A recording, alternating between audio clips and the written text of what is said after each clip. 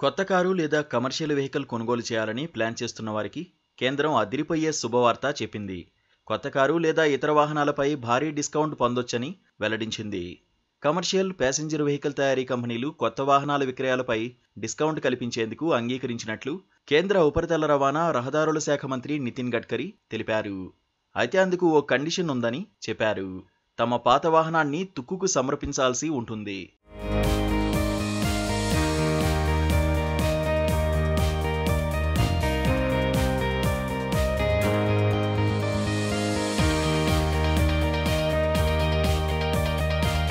పండగ రోజుల్లో కొత్త కారు కొనుక్కోవాలనుకునే వారికి శుభవార్త.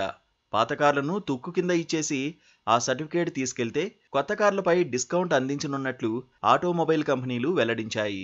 అంటే మీరు పాత కారును స్క్రాప్కి అప్పగించి సర్టిఫికేట్ తీసుకుంటే కొత్త వాహనంపై భారీ డిస్కౌంట్ పొందవచ్చు. ఈ నిబంధనల ప్రకారం పాత వాహనాలకు సర్టిఫికేట్ ఆఫ్ డిపాజిట్ను తీసుకొచ్చిన వినియోగదారులకు కొత్త వాహనాలపై 1.5 నుంచి 3% వరకు డిస్కౌంట్ ఇవ్వనున్నట్లు తెలిపాయి.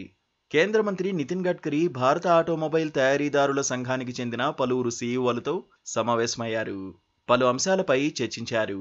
కొత్త వాహనాలపై డిస్కౌంట్లు అందజేసేందుకు ఆయా కంపెనీల ప్రతినిధులు అంగీకరించారు. ప్రయాణికుల వాహనాలపై ఏడాది పాటు, వాణిజ్య వాహనాలపై 2 ఏళ్ల పాటు ఈ డిస్కౌంట్లు అందించేందుకు తయారీదారులు అంగీకరించినట్లు ఓ ప్రకటనలో తెలిపారు.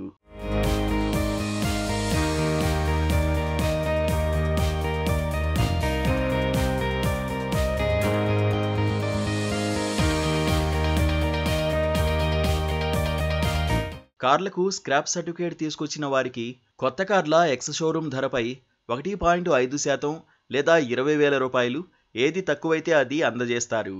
ఇక Tata Motors, Ashok Leyland, Mahindra and Mahindra, Force వంటి వాణిజ్య వాహనాల తయారీ సంస్థలు 3.5 టన్నుల కంటే ఎక్కువ సామర్థ్యం కలిగిన రవాణా వాహనాల ఎక్స్ షోరూమ్ ధరపై 3% వరకు డిస్కౌంట్ ఇవ్వనున్నట్లు ప్రకటించాయి.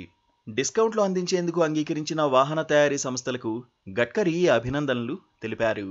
ఈ సమావేశంలో ఆటోమొబైల్ ఇండస్ట్రీ ఎదుర్కొంటున్న వివిధ కీలకమైన సమస్యలపై చర్చించినట్లు సమాచారం. మరోవైపు దేశంలో 1000కి పైగా వెహికల్ స్క్రాపింగ్ కేంద్రాలు, 400కి పైగా ఆటోమేటెడ్ ఫిట్నెస్ టెస్ట్ సెంటర్లు అవసరమని నితిన్ గడ్కరీ గతేడాది పేర్కొన్న సంగతి తెలిసిందే. దక్షిణాసియాలోనే అతిపెద్ద స్క్రాపింగ్ హబ్గా భారత్ నిలవనుందని, తద్వారా నేషనల్ వెహికల్ స్క్రాపింగ్ పాలసీ అనేది వాటాదారులందరికీ లాభదాయకంగా ఉంటుందని అన్నారు.